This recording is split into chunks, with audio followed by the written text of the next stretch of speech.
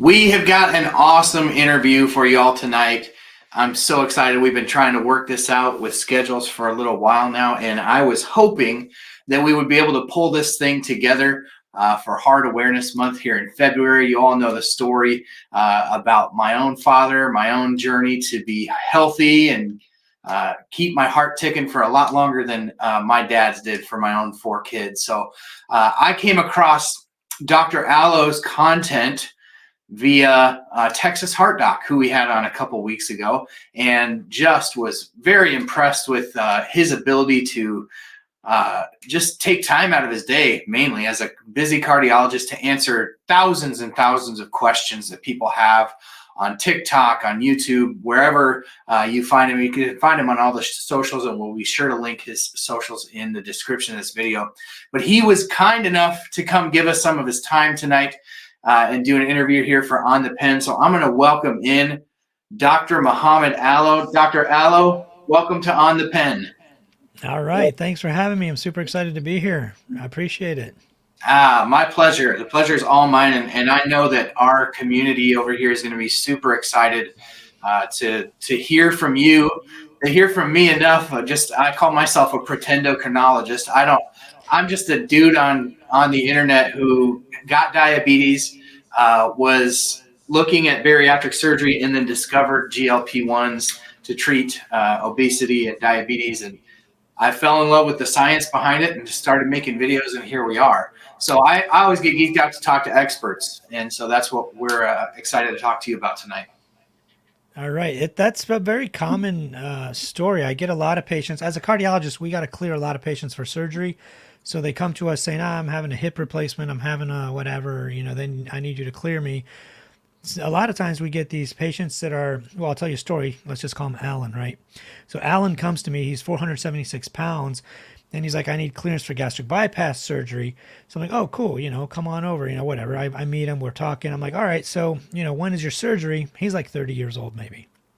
Like, when is your surgery? Because I need to know, like, can we get an echo in time? Do we need a stress test? Can we just clear him? Do we need an EKG? Like, what do we need? Some blood tests maybe just to clear him? He's like, oh, it's not going to be for a few years, doc. I'm like, wait, what are you talking about? What do you mean a few years? Like, usually they tell you it's next week or, in a month, or I got it set up for January, whatever. He's like, yeah, it's not going to be for a few months. I'm like, what are you talking about? What do you mean a few months? He's like, well, I got to weigh under 400 pounds. So I'm working with a nutritionist and a dietitian, whatever. I was like, oh, I was like, don't worry, dude, I got you. I was like, you're not going to need any of that. We can now like force people to lose weight effortlessly. I mean, it used to be so much harder, but now it's like, hey man, I got you. So this was probably back in May or early June. Within 4 or 5 months, we had him on a combination of like 3 medications, and my man was down like almost 200 pounds. He was like 316 maybe, or I don't know, 170 pounds, something like that. He keeps losing weight, so I don't know exactly at what point. But he comes back and he's like, I was like, all right, well, you look like you're doing real well. You've lost 170 pounds or whatever it is. And okay, we can clear you for a gastric bypass. And then he looks at me, he's like, no. He's like, can't I just keep doing this? I'm like, well, sure, absolutely. That's even better. It's better than rearranging your anatomy, getting short bowel syndrome and can't absorb whatever. They get all these weird, side effects and symptoms. So he just stuck with it. And I've been just following with him. And he's just one story. My record breaker, I had a guy recently in 2 months lost 80 pounds. And just like literally in 2 months dropped 80 pounds. He used to come in on a wheelchair all the time, could barely move. Now he's like up and walking. He's like super excited. He's super happy. I mean, he's still 400 some odd pounds. I mean, no one's going to lose 80 pounds if they only weigh like 220. But he's up and walking around, super excited. The one thing that people always criticize these medications for is they say, well, don't you lose muscle mass if you lose weight too quickly or whatever? I don't want to be flabby. Well, first of all, you're going to be a lot stronger because now you can actually move your body around. And then there's not like a definitive data that shows they actually lose lean body mass or lose muscle. They lose glycogen, they lose water stores, they lose like organ tissue mass even.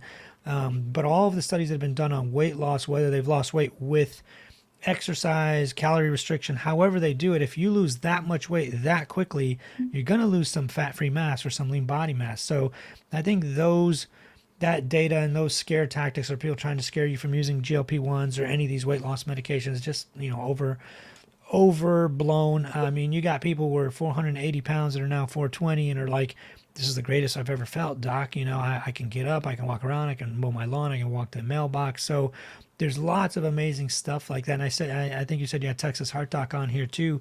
He's lost an amazing amount of weight. He's like 147 pounds, I think now is what he told me. I'm sure he's probably a little bit less now. But he says he had his highest, I believe it was like 220 and got down into the 145 range. And he's just doing fantastic. He looks like a totally different person. He's energetic. He's excited about life. And I noticed that with a lot of my patients. I had a lady who was 320, maybe 330 pounds as well. I met her in the hospital. I mean, I'll just tell you this story. It's a tearjerker. We met in the hospital because she had atrial fibrillation, you know, morbidly obese, atrial fibrillation, sleep apnea, everything. Sleep apnea is the number one cause of atrial fibrillation. Atrial fibrillation is this heart rhythm where the top two chambers of your heart. Here, I'll show you on the heart. These are always kind of cool. You know, your heart has 4 chambers. You got the 2 bottom ones and then the 2 top ones that you really can't see from here, but you can see them on the back. The top 2 chambers, instead of contracting, they just kind of quiver. We call that atrial fibrillation. They fibrillate. You get that a lot from sleep apnea. It's almost the number one cause now is sleep apnea. That's what I saw her for in the hospital. You know, I got her out of AFib. Obviously, that was the reason they called me. She comes in to see me in clinic. We're talking, you know, all right, the AFib's looking good. You're still in rhythm. You're doing well. And then I was like, all right, so what are you doing about weight loss? And then she just looks at me. It gives me this blank stare and like tears start coming down her eyes and she starts bawling. And I'm like, oh God, what did I do now? I'm like, all right, well, you know, we don't have to talk about it this time. Like, this is what I do. I'm not going to not talk about it, right? I mean, she looks at me, she goes, no, it's totally fine. You're the only doctor that's ever talked to me about weight loss. She's like, look at me. I'm almost 350 pounds. Not a single doctor I've ever been to has told me I need to lose weight or that I'll help you lose weight or that I'm going to help you lose weight together or whatever. So she started bawling and I was like, oh, okay, well, that's better than I was hoping for. This is good. So I'm like, all right, well, listen, we can absolutely make you lose weight. That's not hard. She's like, what do you mean it's not hard? She's like, I've been trying my whole life. I was like, oh, don't worry. We got some magic now. But anyways, we started out on some pills. I think it was phentermine to begin with, or maybe diethylpropion, I'm not sure. She lost like 30 pounds right off the bat. And Ohio was super strict about those medications. You could only be on them for 3 months and then off for 6 and then back on. So it's kind of tricky kind of navigating that initially. But February of 2023, they changed the rules. Now you can be on them forever as long as you keep demonstrating weight loss. So she's lost like 30 pounds, 35, and then she stalled out a little bit. So that's when we added on other things, you know, obviously some GLP-1s, and I think I added metformin, maybe Topamax, one of those, I'm not sure.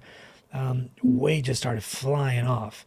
She got down to 216 the last time I saw her, maybe 213. And she comes in wearing like a suit coat, nice jeans, you know, nice shoes, super like happy and bubbly. She's like, you gave me my life back. She has like all this confidence now. So these medications have been life changing. I mean, people have become and transformed into absolutely completely different people. And I come from a background, a lot of newer doctors who just graduated, all they know is GLP-1s, right? Oh, let's put everybody on Ozempic and put everybody on Mounjaro, and that's the end of it. Like, that works for some people, but it's not going to work for everyone. If you don't know how to deal with the harder cases, the other thing is I'm a certified personal trainer. So I come from a world of also coaching people down to weight loss, like just count your calories and make sure you get enough of this and that and the other thing. And let me see your tracking. Okay, cut out this food, cut out that, drop your calories by 78, like literally sometimes 78. Get rid of the 3 grams of green grapes that you're eating. Like, you know, it could be anything, but like when you need to diet down to a 5% body fat, 7% body fat, whatever for a show, you got to be real strict and crazy. You got to take a scale with you to work. And I was one of those people. I got down to 7.4% body fat, just taking a scale with me everywhere, literally weighing everything. It is a type of eating disorder. I'm not saying it's not, but when you're trying to get that lean, you have to do that. So anyways, she got down to as low as she's ever been and happier than ever. But also, like what I was saying is that a lot of people come from this new world, like, you know, a lot of recent graduates or physicians that haven't been around that long. All they do is just, they open up these pop-up telemedicine Ozempic clinics and think you just put everyone on Ozempic or Mounjaro and that's the end of the world. It's the end of it. Here you go. Here's your injection. See you later. And they think just everyone magically is going to lose weight. Some people will, probably a vast majority will. But what do you do with that 30% of people? You put them on any of this and their weight barely budges. Then what? Now what tools do you have in your pocket? What have you done in the past? How can you improve that? That has been kind of the problem with these weight loss clinics. Like the hospitals will sometimes start a weight loss clinic and they'll hire like a ER doctor or a gynecologist or a handful of A, doctors, nurse a practitioners, prescriber. PAs. What's that? A prescriber. A prescriber, exactly. They will find someone who can write the script.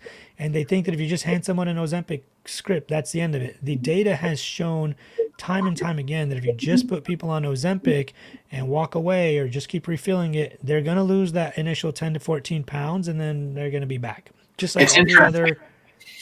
It's interesting, not to cut you off, but it's interesting because you're describing me. I know that this is our first introduction with each other, but I started Mounjaro in November of 2022. So I've been on it like, I don't know, 15, 16 months. Within the first 3 or 4 months, I lost about 30 pounds. There's about 10, a little under 10, maybe 8% of my total body weight at the time. And then it just stopped. I was at the 15 milligram dose of Mounjaro and it just stopped. I never got I've got, 6,500 followers over here on YouTube and another 22,000 on TikTok. So I interact with, and it's all people on GLP-1s. And I interact with all types.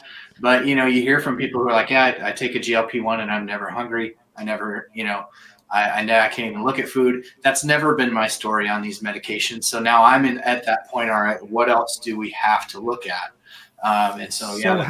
What's your body weight currently? So currently 298. And what is your height? 5'10", 5'11".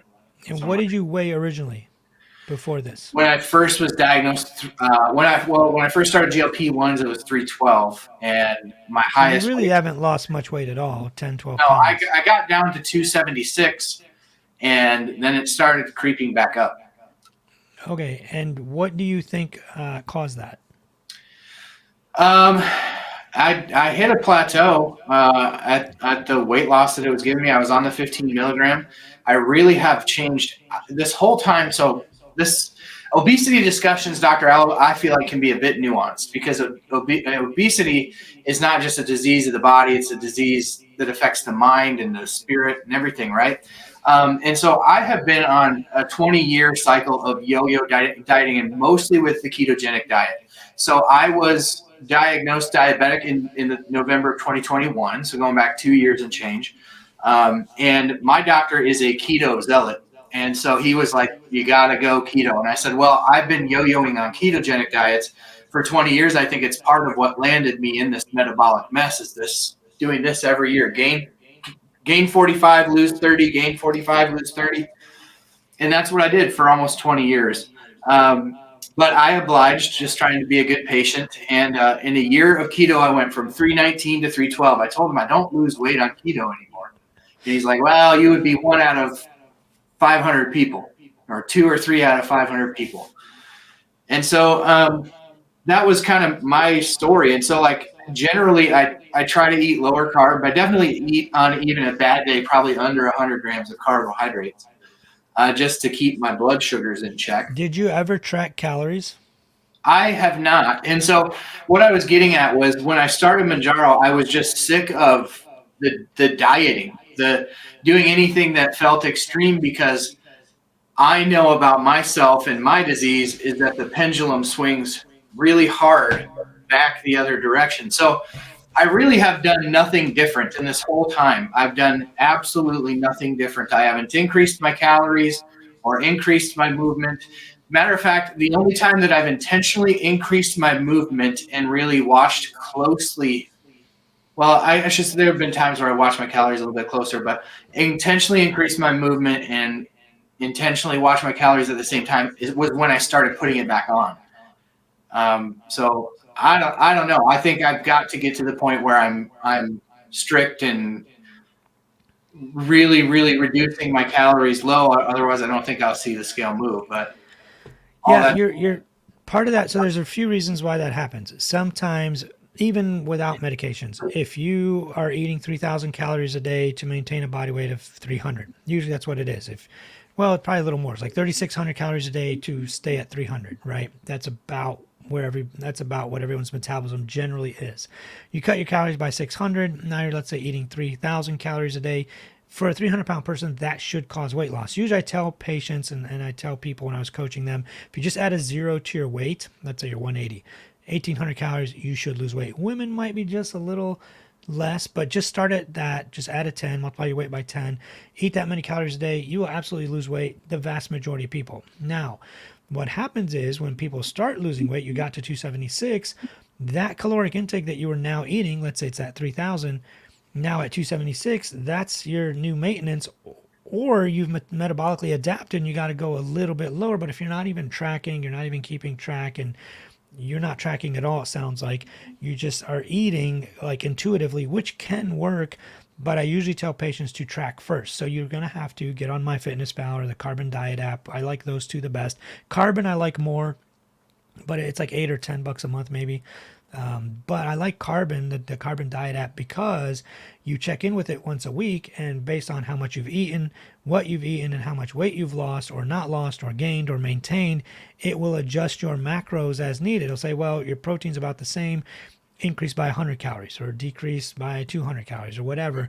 It kind of like has a coaching aspect to it, whereas MyFitnessPal is just basically a calorie counter. Sure. You put in your height, weight, age, sex, whatever. It spits out a calorie count, 1,800, let's say, and then you just track your calories.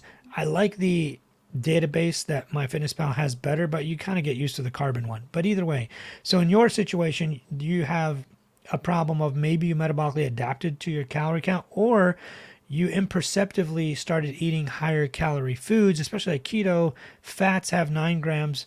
1 gram of fat has 9 calories versus like carbs and protein, which is 4. If you eat 1 gram of protein, it's about 4 calories.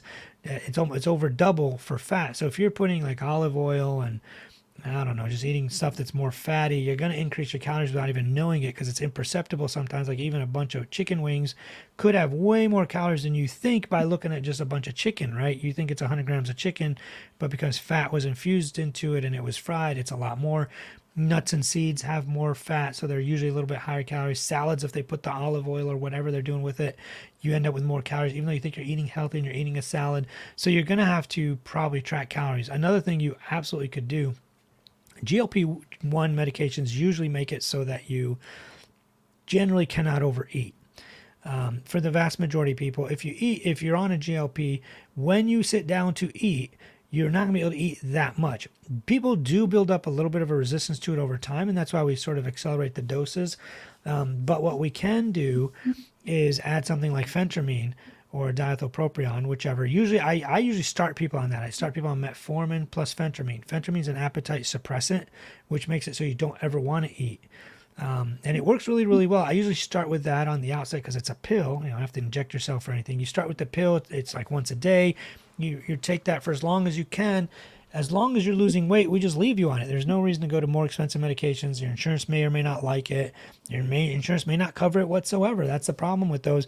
But when you add metformin on top of it, metformin does cause some weight loss. And if you have insulin resistance or diabetes, that's even better because now you're on metformin. The nice thing about being on metformin first is if we ever go to Ozempic or Mounjaro, you're already tried another medication and maybe failed or didn't fail. One of the mechanisms, metformin has a lot of mechanisms. One of them is it prevents you from absorbing carbs. So in a way, it like blocks sugar absorption. It blocks gluconeogenesis. It makes you more insulin sensitive, less insulin resistant, all that stuff too. But one of its mechanisms of action is blocking you from absorbing carbs, which why some people get diarrhea in the beginning. They're like, oh, I can't take it. It's giving me side effects. It's diarrhea. No, that's like one of the desired effects, is that it actually causes you to, it's almost like an osmotic diuretic because there's more sugar in your intestines and in your colon because you're not absorbing it. You'll attract water to it to like help it kind of flush out more. So that's one of the effects, and that's one of the ways we know that it's working. We tell people to take metformin slowly. We usually want you on 4 pills of 500 a day, like 2,000 a day. I usually tell my patients start with 1 a day, start with 1 every other day, slowly work your way up to 1 a day is fine and you don't get diarrhea. Eventually add another one, then another one, then another one. Take a few months to like get up to all 2,000 milligrams. Now, when we add do better with like the extended release version of it versus the. It really doesn't matter. The extended release, if you get nausea, what's that? I started on metformin first.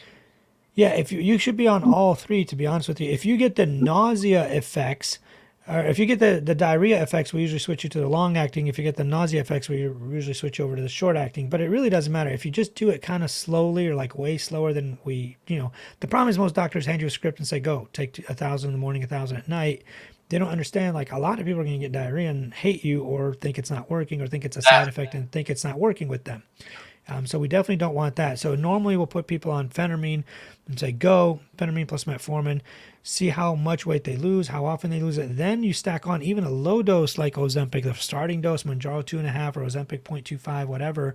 They start losing weight even faster. The combination there makes it, the phentermine actually increases your metabolism too. So phentermine increases your metabolism and suppresses your appetite.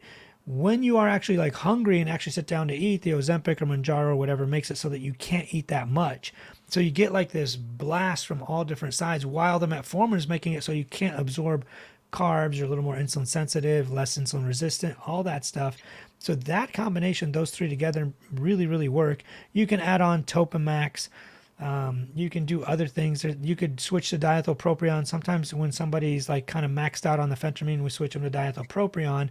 The only issue with that one is it's 3 times a day, but that one works really, really well. You end up on all 3 of those, or at least maybe even 4 sometimes, man, you will drop weight really, really fast and really, really quickly. What state are you in? I'm in Iowa, and I should say I've been on every single one of those medications that you talked about at one point or But not all together. not altogether. The only Yeah, thing that's the I don't problem. like phentermine because my ticker tends to run a tick or two higher with The GLP. ones. Yeah, And that happens. So in your case, you would need diethylpropion. That doesn't have the accelerated heart rate or the anxiety or the dry mouth or what is that? Is that just metformin? No, it's called diethylpropion. What It's a is it? medication. Huh? Like how does it work? It's very similar to phentermine, but minus the heart racing, the anxiety, the elevated blood pressure, stuff like that. So we usually put people on phentermine because it's once a day, and if it works, it's great. If they get the tachycardia or the dry mouth, the mouth sores, anxiety gets ramped up, then we'll switch them to diethyl, but it's 3 times a day usually. Some people can get away with it just twice a day. That gives us a little wiggle room where we can add a third one if we want to. But definitely, you need to be on probably all 3. It's not being on one. Like I said, these are like these pop-up Ozempic clinics. They're just like, here, take this. Wait, no, now let's take this. Let's take it. Like they just don't have the experience. They don't know what they're doing. They think it's like you just put somebody on one thing and that's the end of it. See you in 6 months. And I'm sure not all of them are like that. I'm kind of exaggerating, but that's the stuff I see online nowadays. It's like Yeah. And a the pop-up clinic, hardcore, and the ones that are advertising hardcore are very much pushing to and especially the compounds because there's money to be made for them in those. right. But I don't want to bore the audience too much more with my own story because I know that they'll kick me if I don't ask you some questions that they're itching to know. They're sick of hearing Yeah, if about. they have questions, fire away. Yeah. Absolutely. So one of the things that I'm interested to hear from you, and I know they will be too, is on the story that has come out about semaglutide in the last couple of months on the select trials. Now I don't know how closely you follow that stuff, but basically you have people with preserved ejection and fraction, experiencing much fewer events like heart attacks, fatal heart attacks, and strokes. Well, I it's won't, everybody. It's not just people with heart failure. It was a trial that was done. It's called the Select Outcomes trial. They looked at non-diabetics actually taking the full Wegovy dose, the 2.4 milligrams, not the 0.25, 0.51, the full dose, 2.4 milligrams. These are non-diabetics, which is pretty cool. We always used to think of these drugs as well. These are for diabetics. Cardiologists sometimes don't want to prescribe it because it's quote unquote for diabetics. Let the endocrinologist do it. But there's this whole thing. There's this whole movement now called cardiodiabesity. Cardiodiabetes, obesity, cardiodiabesity, or they call it cardiometabolic syndrome's always been around, but like they'll call it also cardio cardio nephro something. I don't know, like your whole like diabetes plus your kidneys plus your heart kind of mixed with obesity all together is a terrible triad or quadrad of afflictions. So what they found with this trial is people had a 20%, even up to 26% reduction in MACE events, were called major adverse cardiovascular events. These are like heart attacks and strokes. Non-diabetics taking this medication for whatever reason had reduce heart attacks and strokes, stents, bypass surgery, anything that's cardiovascular, which is super impressive. We don't generally see that a lot. Now, some people are saying, well, it's because they lost weight. In that trial, only select outcomes trial, they did not lose as much weight as they normally do. They only lost 9% of total body weight, even at the highest dose, the Wegovy dose. They only Why do you lost think that is? 9%. What's that? Why do you think that is? Were they monitoring diet and activity less than they were in the I maybe? think, yeah, the original trial when they did the Ozempic, they were super strict about diet counseling, calories, exercise. They even had an exercise and diet arm and a diet and exercise arm plus semaglutide. So there was like a 16 to 18% drop in body weight versus the placebo group was like 2 to 4%. Barely anything. So with this trial, I'd have to go back and look, but they only had a 9% drop in total body weight versus the usual like 15, 16, now even 20, 25% that we see sometimes. So you can't write it all off as that entire 20% reduction in MACE events was due to weight loss, because we've had studies with weight loss and you don't suddenly get a huge decline like that. You do get some, but I don't know. I think what they'll have to do is it's hard to control, because you're going to have to put people on something else to cause 9% weight loss, which is going to be like diet and exercise probably, or phentermine or just something, and then cross compare the same people that lost those 5 pounds versus the same people that lost 5 pounds on this medication. How much did they lose in terms of MACE reduction? So of all people that lost only 1 pound, was there a MACE reduction? People that lost 2 pounds on the GLP versus non-GLP, how much of a MACE reduction did they have? You'd have to stratify it by not only whether or not they were on the medication or a different way of losing weight versus how much weight did they lose and how much did the weight contribute? Like, what was the size effect of the weight loss? The people that lost the most amount of body weight, did they have the biggest reductions in MACE events on both arms or just the GLP arm? I think you're going to have to like try to figure it out that way, which is kind of tricky. Yeah. It's going to be a much larger, more difficult trial, because getting people to lose weight without medications is obviously much harder. Yeah, absolutely. And I think what I'm hearing you say is that it could be the molecule itself and not just the weight loss. I've heard, and maybe you can speak to this, and maybe I'm talking out of my butt, but I believe that I read somewhere that there are GLP-1 receptors in the cells of the heart. They're probably everywhere. I don't know for certain. Let me ask you a question, or your audience a question. People, I always ask this question. Not that many people get it right. Do you know? And if you know it, don't answer. Obviously, do you know where these GLP-1s came from? The first one, exenatide. Do you know what the origin of it is? It's something from nature, but it's very interesting. Yeah, we covered this on one of the first shows that we ever did. We covered this one. Okay, good. So it's the venom of a Gila monster, a lizard. Yeah. It was actually called. Xenotide was the first one, Byetta in 2005, but it was the molecule was called something else at that time. This guy had discovered this in like the 1980s, and was trying to sell it to he patented it and everything. He was trying to sell it to somebody to like go make this because it was helping diabetics. It wasn't until like in the late 90s that somebody picked it up. It was Amylin. That company's closed now. Yeah. It was called Amylin or Simlin, maybe. I think it was called Amylin. They also made Simlin, but that's gone Right. now too. But it was Amylin, and they made the Byetta, and it was working. People were losing weight, but they were getting so nauseated. Then there was like the whole pancreatitis scare and pancreatic cancer, and they stopped. They pulled it off the market, but now they've brought it back. Now it's available as Bydureon, as the long-acting once-a-week injection. Some of the other ones, like you could try even Victoza. Victoza's once a day though. Trulicity, we have all different options. There was the Saxenda dose of Victoza, which was the higher dose. But there's all kinds of things we can do now if somebody stalls out and gains weight back. But honestly, in your situation, and I know you didn't bring me on here to talk about you probably, but if you were my patient, I would say we got to get you on all three: metformin, phentermine, plus the highest dose you tolerate of Mounjaro, which you're already on. Maybe even try flipping it to Ozempic and just seeing if that, Yeah. just So sometimes that switch.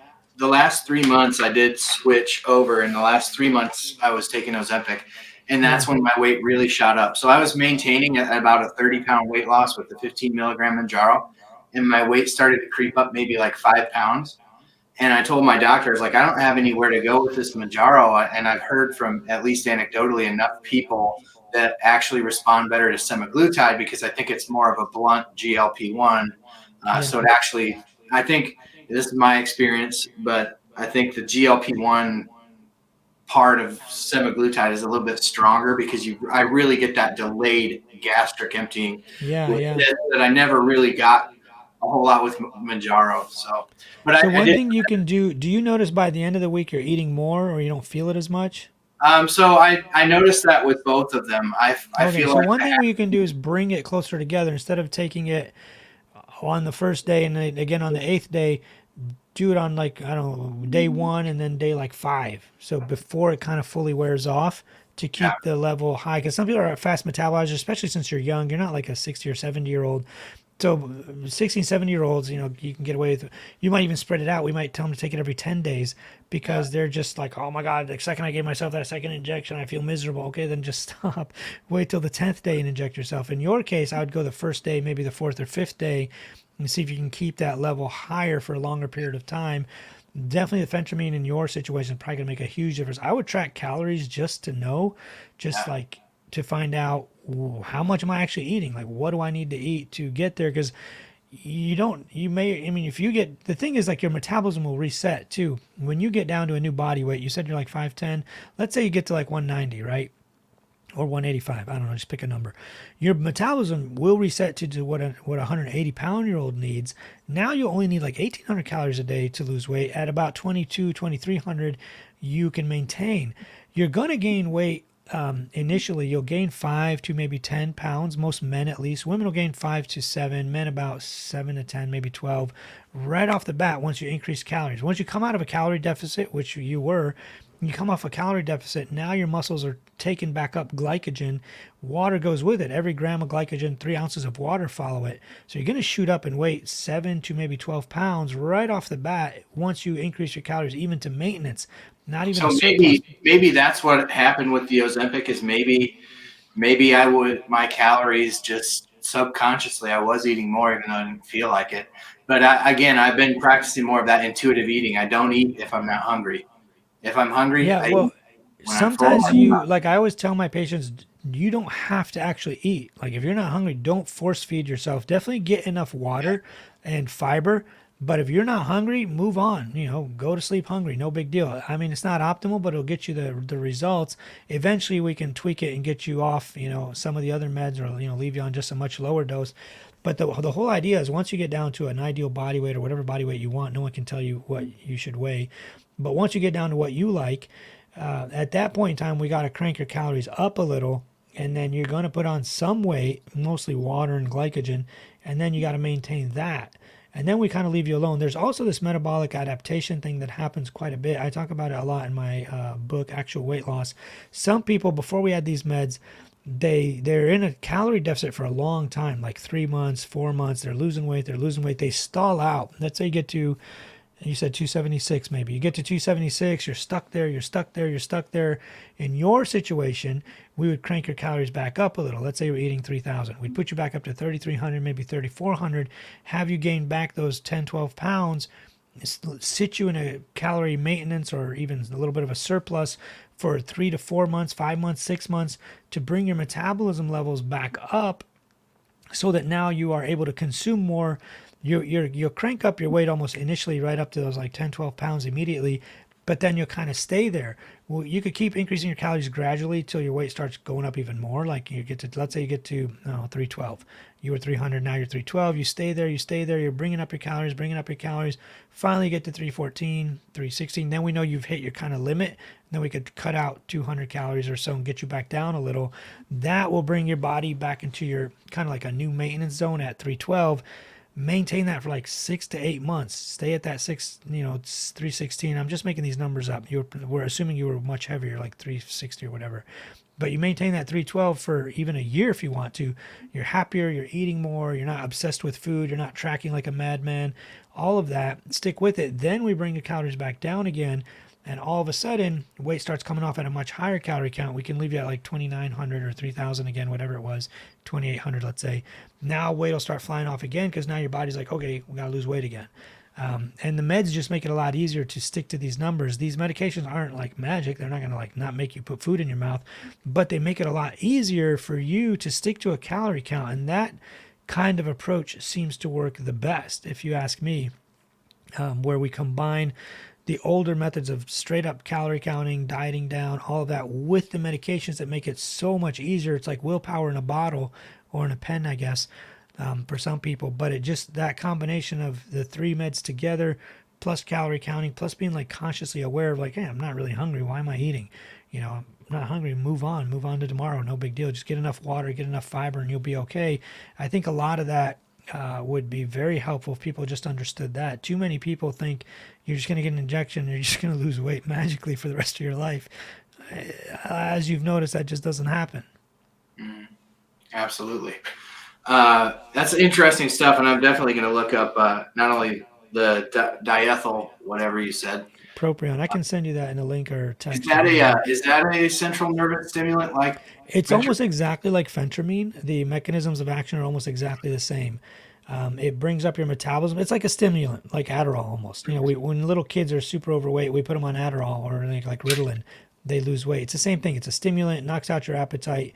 You feel like you're on crack. People feel so good on it. Like go vacuum the entire neighborhood's homes, mow everybody's lawns, build everybody's barns. Like, literally it's like being on crack. And they love it. And then, and they it's love also like, huh? And they love it. They do. They think it's amazing. Like, oh my God, like patients don't realize what I'm putting them on. And then they come back after a month. They're like, Doc, I don't know what happened, but like, I'm so excited. This is amazing. Like, I feel like I got so much energy. I lost weight and I feel excited. They think it's because they lost weight. It's like you're being on caffeine on steroids. They think it's because they lost weight. And it's like, no. This is what we put you on. They're like, oh, okay. Well, I mean, I don't want to burst their bubble, but I mean, they feel like amazing. They go like, build everybody's homes on the neighborhood and fix everybody's sheds. And they're like super excited. But that's how diethylpropion and phentermine work. They make you not hungry and super crazy metabolism. It's not like a gigantic leap in metabolism. Some people have a way, a bigger effect on metabolism than others. Some, don't really notice it, but a lot of people are like, whoa, this is crazy. This is good stuff. I've got the phentermine. I don't like it. So is that the 37.5? No. This is 8 milligram. Oh God, that's super low. Yeah. So I mean, usually I put people in the beginning on the full dose, the 37.5, let them ride that out to lose as much weight as they can. I feel like 37.5 would make my heart explode. Well, you're the cardiologist. You need, I know, that's why I do it. Like a lot of the family doctors will send them to me because they're like, listen, he can put you on that. You have AFib, you have hypertension, you're crazy, you have heart shit. Like, let me send you to the cardiologist. He can put you on it. So that's why, I get a lot of patients because of that. They're like, hey, listen, or the patient will go back to their family doctor and be like, Doc, I was reading about this medicine and it can speed up your heart rate. And the family doctor will be like, listen, he's a cardiologist. He knows what he's doing. He can fix your heart rate too. But I've never had to put somebody on a medicine like people in AFib, if they're well controlled and they're on medications to control their AFib, like amiodarone, who like really keeps them in rhythm, it's not a problem. If they're on blood pressure meds, it's usually not a problem. It's the naive people, and naive I don't mean like in a bad way, but like people are not on medications for blood pressure, for heart rates, that have that sudden increase in heart rate or blood pressure. Those are the ones you got to watch a little closely and aggressively. The nice thing about it, and for phentermine especially, it's the first 2 or 3 days that you feel that heart racing. Usually once you've been on it for a while, it kind of wears off and you don't really notice it or feel it. So it's like this initial, like imagine if you haven't drank caffeine in a while. Now it's like exam week and you got to go study and you pound some caffeine and you drink the whole pot and you can't sleep for like a month. That's kind of the effect. You get used to it and it's not as stimulating, I don't know, it's not much of a stimulant after the first 2 or 3 days. But some people, even on the low dose, like you said, are still getting symptoms. Then we'll put you on diethylpropion instead. You won't get any of that stuff. But usually I put people on the highest dose. When we add Ozempic or whatever, you could lower it. I'll still ride it out on the highest dose as long as they can take both to see how much weight they can lose quickly. Because the faster you get the weight off for most people, the better they're going to do. Their metabolism, their metabolic markers all improve. Their insulin resistance, their diabetes. They get off blood pressure meds. They get off diabetes meds. They can walk. They can walk the dog, shovel their house. Whatever it is. Here in Ohio, it's freezing. But they can do all that stuff because now they can actually function. So we try to get off as much weight as possible, then slowly reduce like the phentermine dose down to the 8, 10, 15 dose or even 20. We'll drop the Ozempic down a little just to see how they do, or even just be like, hey, stop everything. see how you do. We can always go back. It's not the end of the world. Stop everything for 3 months, see how they do. If they maintain or just put on those 5 to maybe 12 pounds, they're fine. If they start really putting it back on, then obviously we got to go back to it and kind of teach them again how to have a good, healthy relationship with food, how much they should be eating or not eating. One of the biggest things that patients say to me is like, Doc, ever since you put me on this phentermine, now I know how much I should be eating. Like I would sit down with my family at night and eat for no reason, just because there's food sitting there. I'm not hungry. I'm just bored. I'm just sitting with family to hang out with them. And I just start putting food in my mouth, even though I'm not even hungry. These medications have taught me, the phentermine in this lady's case, and most of them, like these medications have taught me that when I need to actually eat and when I don't need to eat, it's just like an education in like how much food you should be eating or not eating. So it's been fantastic. I mean, in the past, all we had is these older medications like phentermine, Ritalin, Adderall, diethylpropion, Topamax, what was it called? Prestique. I don't know.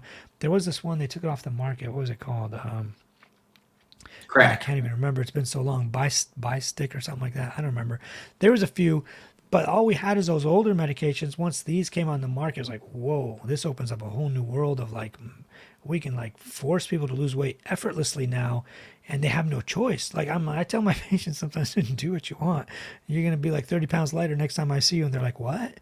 And for some people, it's absolutely true for the majority. But again, now the magic comes in, not the magic, but the experience or the education comes in. Like, what do you do with someone like you? He was, I don't know what, let's say 350, dropped to 316, 276, back up to 298, stuck. Medicine's not working anymore. Now what do you do? That's where you gotta have expertise. You gotta have experience. You gotta know what else to do. Coming from a background as somebody who's practiced obesity medicine for 22 years now, maybe 20 years, and knowing the old medications, knowing what they can do, and being a certified personal trainer, knowing how we can diet people down with calorie counting and just basic stuff.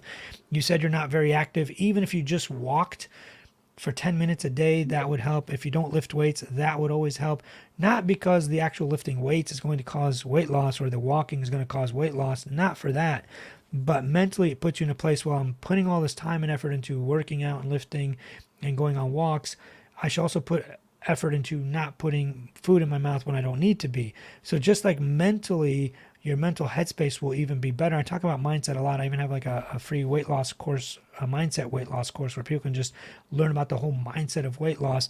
But definitely all of that together, I mean, I've never had anybody not lose weight, and I think it's these harder ones that get stuck like that you really need to like double down and figure out, why is this person not losing weight? What is the hiccup? What is the holdup? Where are they getting stuck? And it takes like a deep dive. Sometimes you got to sit with a patient for like an hour, kind of like we're doing now. This is your free consult. Yeah, But you appreciate got to that. figure out like your mental space. Like, where are you? What do you think? It seems like in your case the medications haven't worn off, and you thought it was going to be easy where you just put the medicine in your stomach or thigh or whatever, and you're just going to lose weight for the rest of your life. Clearly that's not the case. In your case, we're going to have to put some time and effort into probably tracking calories, probably adding more meds that you can tolerate, and just being a little more careful with like, don't eat if you don't need to. The whole point is to not eat, and if you feel like, well, I'm not eating anything, then don't eat anything. That's kind of the whole point. We can figure it out later once you get your ideal body weight or your goal weight. Yeah. Yeah. Awesome. Well, I appreciate it. I appreciate the free consult.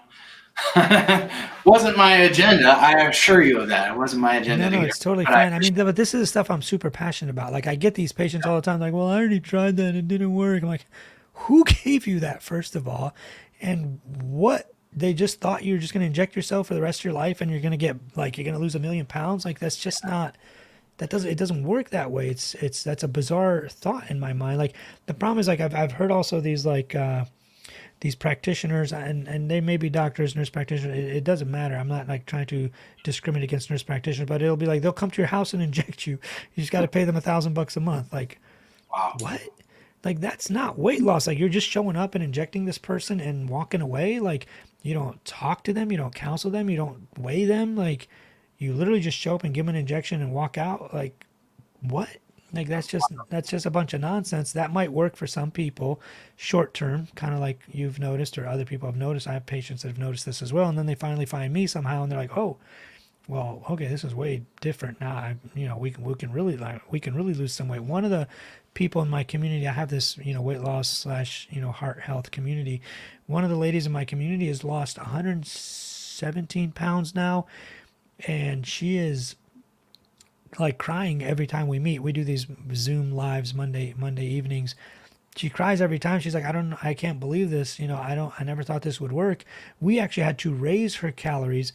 She's crying and so emotional because she had been trying for her entire life to lose weight. She would literally lose like the same 15 pounds over and over again. Like you said, gain it, lose it, gain it, lose it, gain it, lose it. She tried everything, did pretty much. She was eating 800 to 1,200 calories a day at one point, not losing weight, still 330 pounds, maybe 340, something like that.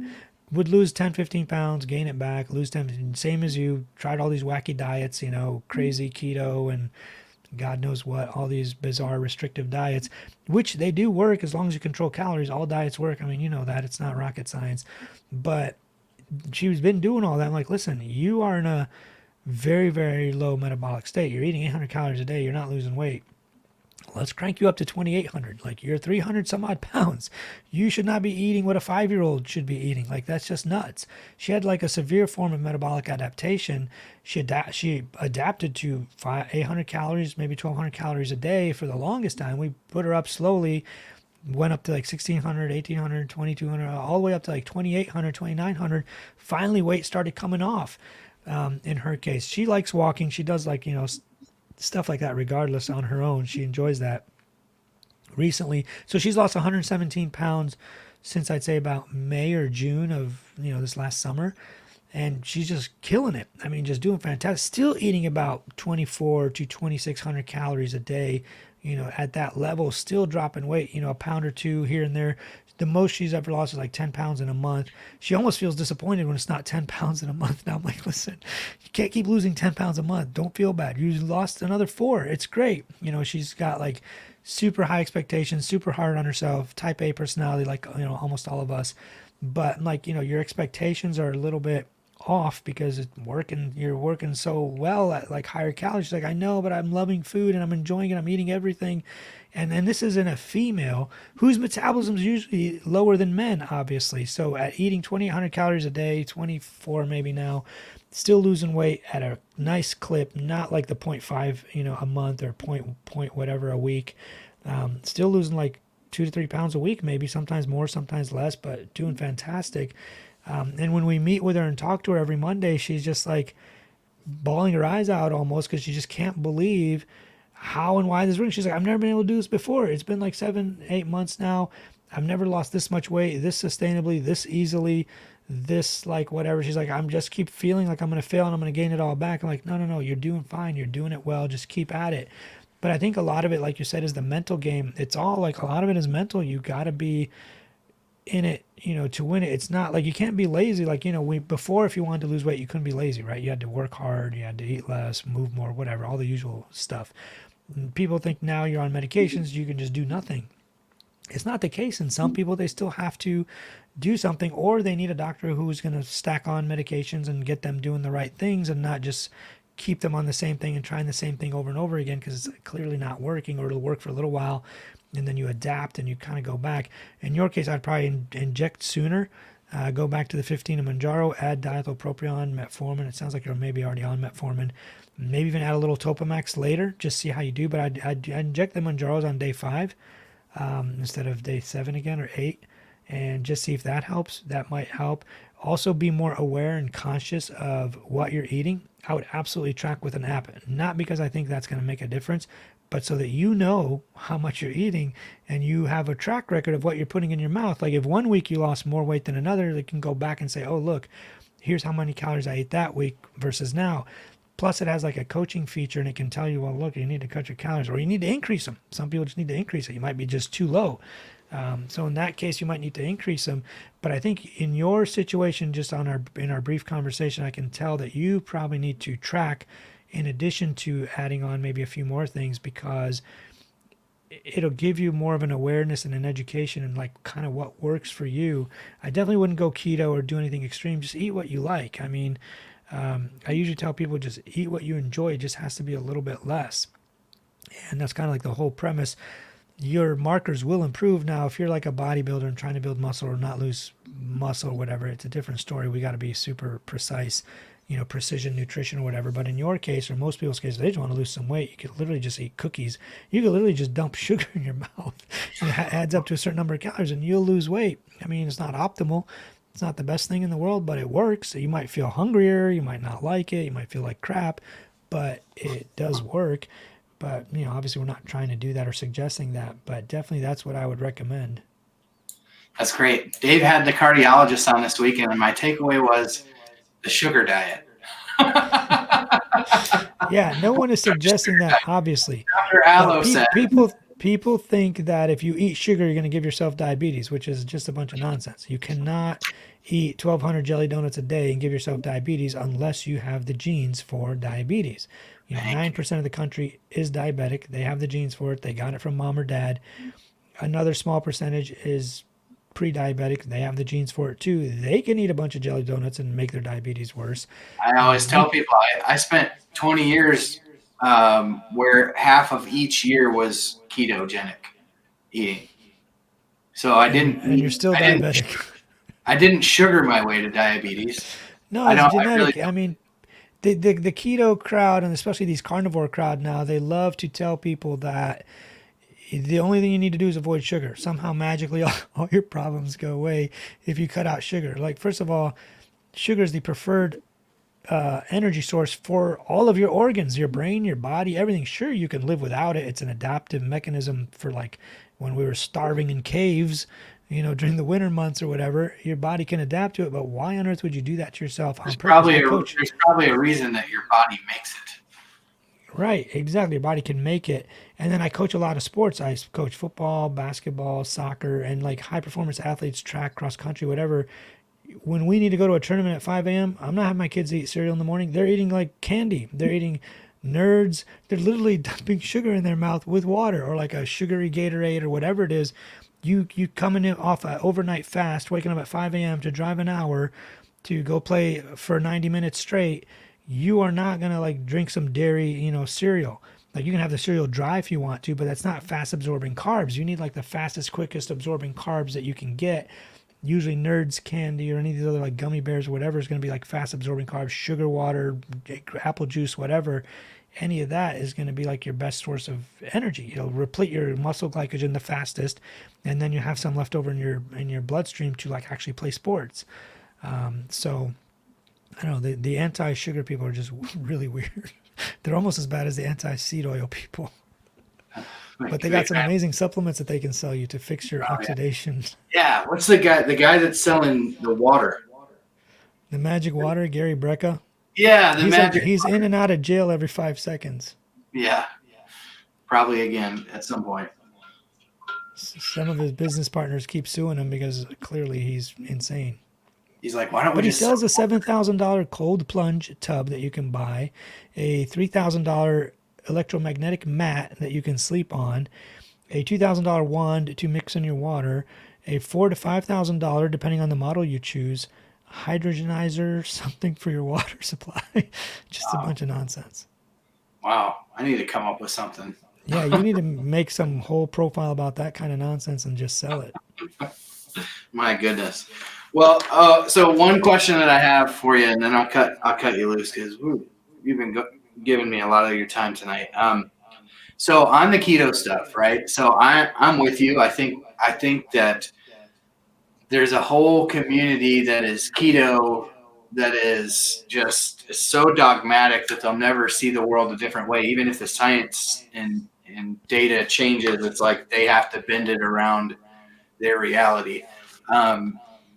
So my question is, explain to me, I've always bought into the idea from, what I've learned about the ketogenic diet, that a body that runs high insulin levels is not an environment in your body that's very conducive to weight loss, because insulin by nature's job is to pack energy in onto your body. So help me understand why that is not true, or if it is true, why ketogenic diets wouldn't be advantageous to somebody who's diabetic or insulin resistant when it comes to weight loss. So first of all, I'm not anti-keto. If you want to do keto and that works for you and you can adhere to it and you like it, that's the best diet for you. Like I'm diet agnostic. If you look at my all the stuff I posted, all my books, everything when I talk about weight loss, pick whatever works for you that you can actually stick to. Don't do something for 10 minutes if you can't do it for 10 decades, right? Don't do something for 10 days or 10 months if you can't do it for 10 years. Pick what you can do for a long time. Keto is not superior to any other diet. The funny thing is, these GLP-1 receptor agonists, they increase insulin secretion. Like people are like, Right. well, if you have high levels of insulin, you're going to gain fat. No, these medications increase insulin and actually cause weight loss. So it's not really that. Like it's all a matter of like calories in versus calories out. I mean, the carbohydrate insulin model has been like debunked a million times, and I don't like people trying to bend the science, like you said, to fit their model. Like, look, just say I don't care what the science says. I like keto, and I like eating fat, and I like eating meat, and it works for me. Great. You don't have to like make up studies and come up with some BS to like justify it. No one gives a damn what you want to eat or how you want to eat. Go eat it. Just get your weight off. Like, if you can stick to it for the rest of your life, fine. Or you could say, well, I just want to lose 100 pounds and then I'll go back to eating a balanced meal or Mediterranean or whatever you like. I don't know, pick something. But you don't need to tell people that it's optimal or superior. Yeah. There Or the have been okay. studies done, like for example, the study by Kevin Hall. It was called the Diet Fits trial. They looked at diabetics, non-diabetics, phenotypic diabetics, and people who just have the genes for it. People who are insulin resistant or not insulin resistant. They put them in low carb diets versus, and they equated calories, which is very important. Like everybody ate 2,000 calories a day, and they equated protein. Everybody ate 100 or 150 grams of protein a day. They equated calories and protein, and they monitored them very, very closely with doubly labeled water for a year. So it's very, very accurate. When you drink doubly labeled water, you cannot fake how much you ate. You cannot fake how much your BMR was or your total daily energy expenditure was. They are tracking your metabolism, your excretion, how much you ate, how much you didn't eat. Like they know exactly how many What calories you're eating. what did you call How this much? water? What's that? What did you say they were drinking? Doubly labeled water. Doubly It's labeled. instead of H2O, they add like an extra ion or a proton, and it's deuterium instead of H2O. So they can track it. It's like almost like nuclearly labeled or like Oh, not I got nuclear. you. Nuclear is the wrong word. They But they tag can. it almost. Forget the exact name for it. They add like an extra tag to water. So when you drink it, as you pee, they collect samples and they see how much energy you've burned, how many calories you've eaten, how many calories you've burned over what Interesting. time horizon. Like they give you a certain amount, like 100 grams to drink, and then they track it in your urine to see how much your metabolism actually is, how much you burn or not burn. But they looked at people who were diabetic or not diabetic on low carb or not low carb, controlled for calories, controlled for protein. Those are the most important. And then they just adjusted fat and carbs, where a really high fat versus really low carb, or a more balanced, higher carb, lower fat meal. And they found no difference in weight loss at 12 months. They all had the same amount of weight loss. The diabetics were not better at losing weight on keto than the non-diabetics. The insulin resistance who were not yet diabetics didn't either. I mean, it was a very, very well done study by Kevin Hall. I'll be happy to send it to you if you'd like. Kevin Yeah. Hall is like one of the best researchers on metabolism, weight loss, calories, and all that. He's a fantastic person to follow. He's on my Twitter. His name is Kevin Hall, PhD. Just search him on there. But he did a fantastic job. It's probably the best, most well done study on this topic. But again, like I'm not trying to bend the science to fit my philosophy. If you like keto, do keto. The insulin will drive calories into fat if you consume too many of them.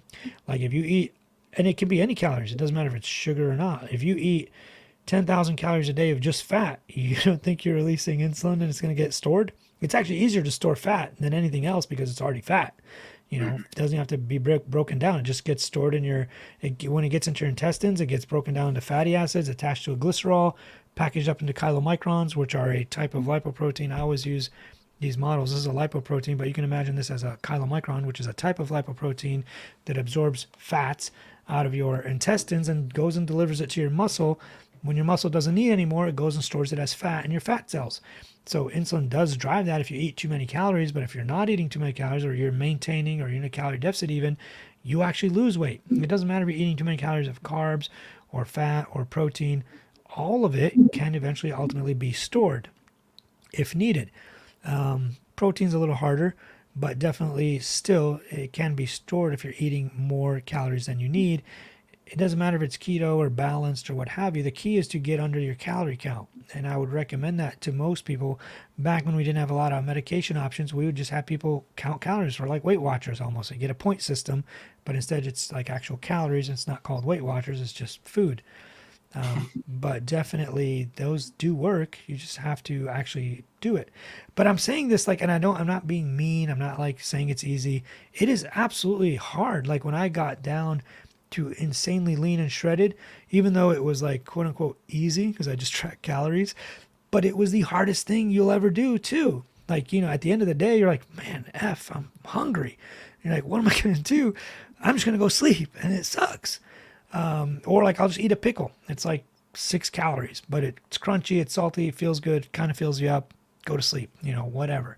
But you got to find ways of like eating a high volume foods that are less calories, like popcorn, lettuce, kale, spinach, broccoli. Try eating a bucket of broccoli.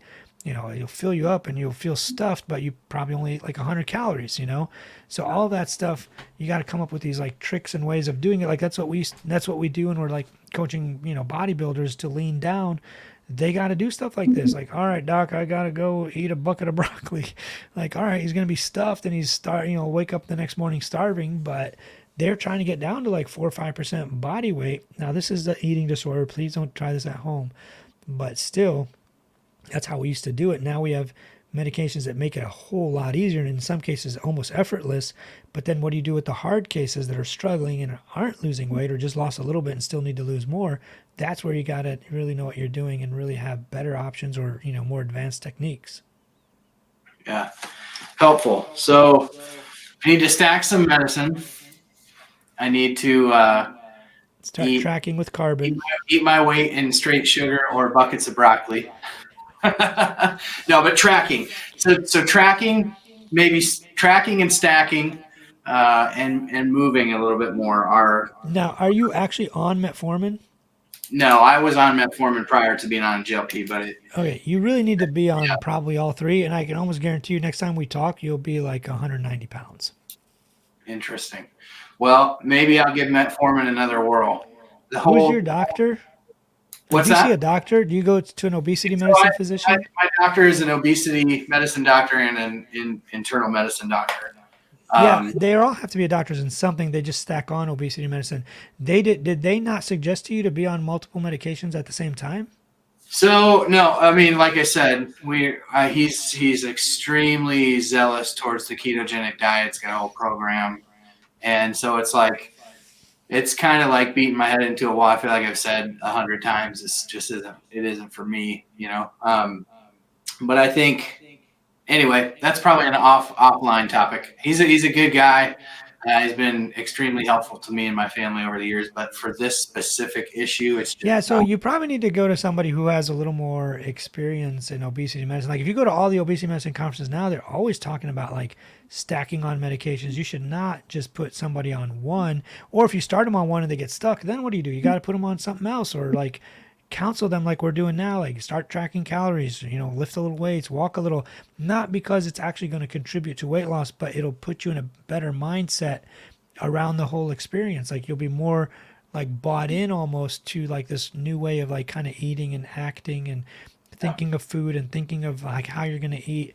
The mindset of it is huge, and they need to be able to like coach you through that. And then even the best obesity medicine doctors don't have the time usually. You need somebody who's like super dedicated. Like maybe even like it sounds like you have a community. Maybe your community can help each other with that. Like that's what we do in my community. We like support each other with this kind of stuff, especially the headspace stuff more so than even, just counting calories or cutting weight or medication, experiences or what have you. But I would recommend that, or be like, listen, doc, I talked to somebody and he told me put me back on this stuff or put me on this diethopropion or whatever. I can send you the names of it, the exact doses if you want. It's super easy. I wouldn't be opposed to going on metformin again if it was a very slow titration up. Yeah, have them prescribe it as 500 milligrams, 2 in the Five, morning, 2 at night, and then just take one every other day for a week. Add on another one later, add another one, and just slowly go up till because you're the up to. main overlap with GLP-1 is going to be that reduction of liver sugar, right? So you'll never be hypoglycemic. These two medications, the GLP-1s and metformin, will never cause low blood sugar reactions. So that's never going to be a problem. So don't worry about that at all. Okay. They are not like Glimepiride or Prandin or Starlix or some of these other medications that would like secrete it, or like insulin, even like straight up insulin. They're not Right. like that at all. They're not going to cause low sugar issues at all. They don't do that. Right. Yeah, I might give all. I'm going to take it all under advisement. And talk to my doctor about all those things. So see if we can start stacking some Yeah, of I this. mean, have them reach out to me. I love teaching. I mean, if they want me to come down and give them a talk or whatever. I mean, I speak at medical conferences all the time about my most requested talk is weight loss. I mean, Yeah. like literally, they're like, I have a million talks on cardiac topics. They're no, we want the weight loss one. I'm like, that's like 3 hours. You got like a 3 hour time slot. They're like, yeah, we'll make one. I'm like, okay, fine. Yeah, And that lecture is on YouTube. You can go to YouTube and watch it. It's 3 hours long. I will make sure that we get in the description of this video link to all the social media channels that you have and your book that you mentioned. You say actual weight loss. Yeah, it's called Actual Weight Loss. Yeah, so It's we'll on link. Amazon. It's on Yeah, that's everywhere. It's kind of a awesome. cool book. Yeah, I'll cover absolutely. you on We'll my link myself. to I'm down that. there in the corner.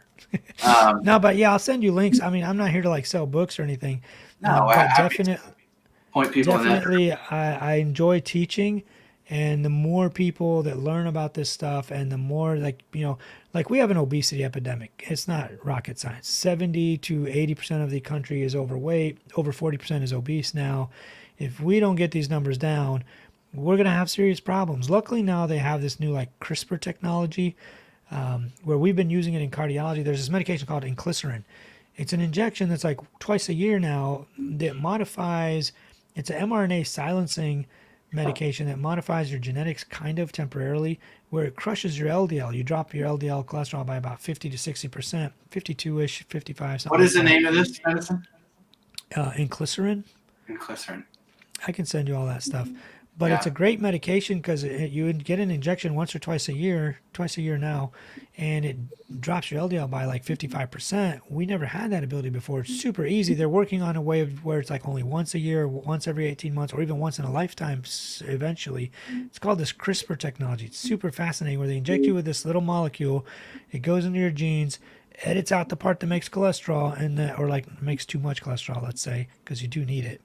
You edits out like that thing, or edits out the obesity gene maybe, or the diabetes gene, or the insulin resistance gene. Like just think of all these things, the Right. dementia genes, the Alzheimer's genes, the heart failure genes. Like it goes in, edits it out those little things, and then boom, you have like no chance of ever getting heart failure when you get older, or dementia, or Parkinson's, or diabetes. Like that stuff is super fascinating. So I love teaching this kind of stuff. If we can hopefully cure the epidemic of obesity and get everybody kind of on track, we'll live a way longer, and be more productive for a longer time. Yeah, that's amazing. I've covered a version of that type of medication that they're studying for diabetes, where they're going in and it modifies how the beta cells in your pancreas respond to glucose, and it's fascinating. So That would be sweet. we'll see where all this leads. Dr. Allo, this has been helpful. I would love to do this again sometime and talk about a little bit more about the select trials, talk about some of the stuff that's come out with tirzepatide and blood pressure, and just kind of where you see the future of treatment for cardiac issues, as it relates to this class of medications and beyond. I'd love to talk to you a little bit more about my own heart health. I think having followed your stuff, I'm like I need to be on a statin. Um, this is gonna make you flip a lid. But I went back and looked at the last lipid panel that I had, and my LDL was almost 200. And Oh boy. I had shared with you that my calcium score was 18. and that was all in the widowmaker artery, and that was the artery that was 99% clogged when my dad had his fatal heart attack. Yeah, So so so you have familial hypercholesterolemia. You have a genetic disorder that gives you super high cholesterol. You need more than just a statin. You yeah, need like statin plus Zetia plus Repatha, which is an injection Repatha is the too. one that I was looking at today. That Yeah, one you need to be injection. on probably all three because that's not going to get better. The problem with calcium here, I'll show you this. Calcium happens. Where's my finger? Right here. It's late stage. I got to move it this way. It's late stage atherosclerosis. You'll notice that up until late stage, you could drive your finger through it, but at the end, I'm like doing this kind of backwards. Where am I going? This way. At the end, at the end is when it gets plugged up and it starts encroaching on the lumen. This part here is getting tighter, whereas Yeah, all the rest of them, it remodels in a way to keep it open. The plaque starts building up, down here. Well, going this way. The plaque starts building up down here. The artery like shifts out of the way to keep itself open, but eventually it gets too late. This is where we see calcium. It's a late stage finding. So, but the artery has still remodeled to keep itself open. You got to get that to stop completely and not get worse. You're like a ticking time bomb, and I'm not trying to scare you or anything, but I patients like me to just tell it like it is. yeah, But you need to get that LDL probably down into the 40s for a long time to make that stop and not get worse and even reverse a little. The newer, fresher plaque will reverse a little, and then the stuff that's a little older will stabilize. The stuff that's calcified is not going anywhere, but at least we can stop it from getting worse and getting, plugging up your arteries, a bit more. You probably take an aspirin. I would take Crestor 40, Zetia 10, and full dose. Repatha only comes in one dose, but it's twice a month injection. You'll get your LDL probably down to like 20, 30 maybe, somewhere in that range. And I would just where it leave it needs to there for the be. rest of my life. Yeah, good to know. Mine is 40. Hey, Mine is 41. yeah, that's where it needs to be. So, yeah, no, I was I had commented on one of your videos on Twitter today, and you had commented back, and because you made a video responding to a guy who was about my age who had a CAC score of 1, and I was like, man, mine was 18. And you're like, you need to be on a statin, you need to be doing this, you need to be doing that. So I went back and looked at what my LDL was at the time that they did that, and so I was like, holy crap, I need to be on a statin. But again, the keto fixes that, right? Yeah, And of so course it that's does. It actually, in most people, not most, but I'd say like 30 to 40% of people on a keto style diet, obviously depending on what fats they've chosen to eat, they will have a significant increase in their LDL cholesterol. I mean, obviously. right. So anyway, for another time, but I appreciate your help tonight and all the knowledge that you brought to the channel. We'll have all of the call outs for your social medias in the description of this video. And I really appreciate you giving me some time on a weekend here. So thank you very much, Dr. Allos. Yeah, of Nice to course. meet you. Thanks for having me. Absolutely. We'll do it again. Yep. Take care. Dr. Muhammad Allo, all of his information linked in the description of this video. I hope you enjoyed that. If you did, make sure you go over and give his channel a follow, whether you be on TikTok or YouTube. I believe he's over on Twitter as well, so make sure you give him a follow and give him some love on his channel for coming over here and spending some time with us this evening.